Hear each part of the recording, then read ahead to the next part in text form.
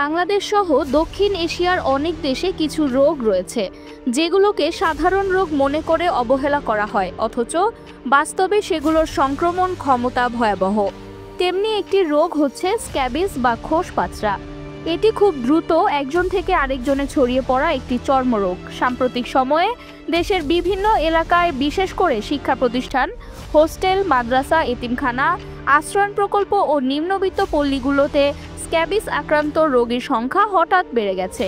স্বাস্থ্য অধিদপ্তরের হালনাগাদ তথ্য মতে ২০২৪ সালের শেষ প্রান্তিকে দেশের ৩০টিরও বেশি উপজেলায় স্ক্যাবিস সংক্রমণের হটস্পট গড়ে উঠেছে।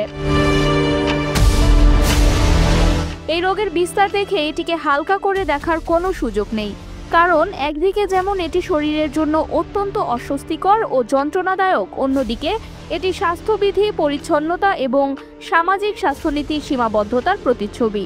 স্ক্যাবিস সরাসরি প্রাণঘাতী না হলেও এটি ব্যক্তি, পরিবার ও সমাজের জন্য এক ধরনের অদৃশ্য ব্যাধি হয়ে দাঁড়িয়েছে। স্ক্যাবিস রোগটি এক ক্ষুদ্র পরজীবী কীটের কারণে হয়ে থাকে। এই পরজীবীটি মানুষের ত্বকের নিচে গর্ত করে সেখানে ডিম পাড়ে এবং বজ্র পদার্থ জমা করে। এর ফলে শরীরে এক ধরনের অ্যালার্জিক প্রতিক্রিয়া শুরু হয় এবং চুলকানি, ফুসকুড়ি ও প্রদাহ সৃষ্টি করে। এই চুলকানির প্রকোপ রাতের বেলা সবচেয়ে বেশি হয়, যার ফলে রোগী ঘুমাতে পারে না, স্বাভাবিক জীবনযাপন ব্যাহত হয় এবং মানসিকভাবে অবসন্ন হয়ে পড়ে। বিশেষ করে শিশুদের ও বয়স্কদের মধ্যে এই রোগ ভয়াবহ রূপ নিতে পারে।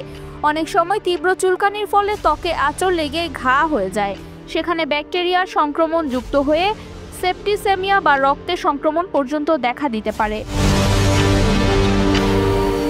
স্বাস্থ্য বিশ্লেষকরা বলেছেন, শহরাঞ্চলের তুলনায় গ্রামাঞ্চলে স্ক্যাবিস সংক্রমণের হার বেশি, কারণ সেখানকার লোকজন এখনও চিকিৎসা নিতে দ্বিধাবোধ করে, নিজেরা ওষুধ কিনে ব্যবহার করে কিংবা ফার্মেসি ভিত্তিক ভুল চিকিৎসায় সময় নষ্ট করে।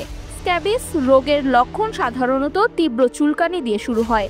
আঙ্গুলের ফাঁকে, কবজি, নাভি, বগল, স্তনের নিচে, কোমরে ও যৌনাঙ্গের চারপাশে ছোট ছোট ফুসকুড়ি ও লালচে দানা দেখা যায়।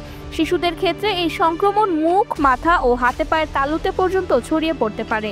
কখনো কখনো গর্তের মতো সাদা রেখা দেখা যায়, যা পরজীবীর চলাচলের পথ নির্দেশ করে। স্ক্যাবিস একটি হাইলি কন্টাজিয়াস রোগ, অর্থাৎ অত্যন্ত সংক্রামক। আক্রান্ত ব্যক্তির সঙ্গে ঘনিষ্ঠ শারীরিক সম্পর্ক, একই বিছানায় ঘুমানো এবং পোশাক ব্যবহার, তোয়ালে ও চাদর ভাগাভাগির মাধ্যমেও এটি ছড়ায়। এমনকি একটি পরিবারের একজন আক্রান্ত হলে অন্যদের মধ্যে ছড়িয়ে পড়া খুবই স্বাভাবিক।